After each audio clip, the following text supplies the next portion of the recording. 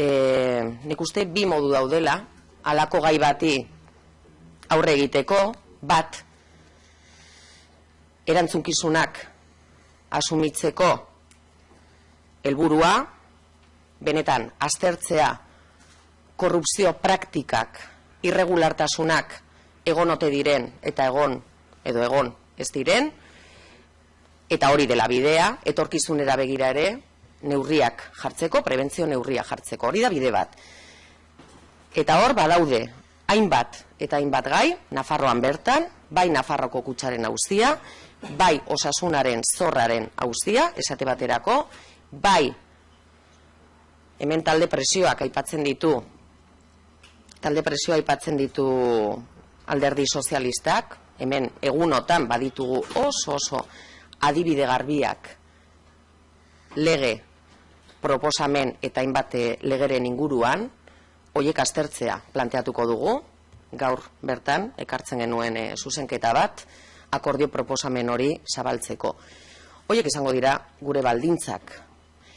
Beste bide bat egon daiteke ponentzia honi heltzeko, eta izan daiteke batzuek aurpegia edo kontzientziak garbitu nahi izatea, eta gu horretan ez gara egongo.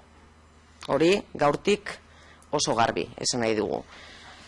Eta sinesgarritasun hori berreskuratu nahi baldin bada, ezinbestekoa da gure azterketan ez ustea baztertuta salbuespen bezala gizartean kezka sortzen duten gaiak.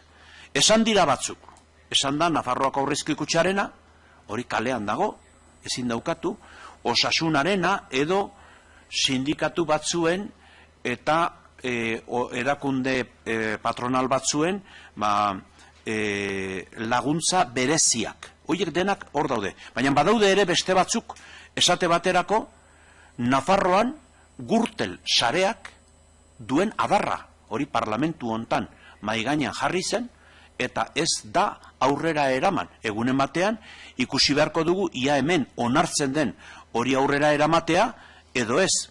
Edo transfugismoaren ondorioz sortu diren politikako desorekak. Hori dena ere kontuan hartu beharko da. Eta horiek adibide hutsak dira. Azken finean esaten duguna da, bozkatuko dugula ustelkeriaren kontra eta ustelkeriari buruz hartu beharreko neurriak aztertuko dituen batzordea sortzea. Baina bigarrenik esaten dugu, eta uste dut garbi gelditu behar dela, hori onartzen dugula, ondoren salbuespenik ez dela izango ustean.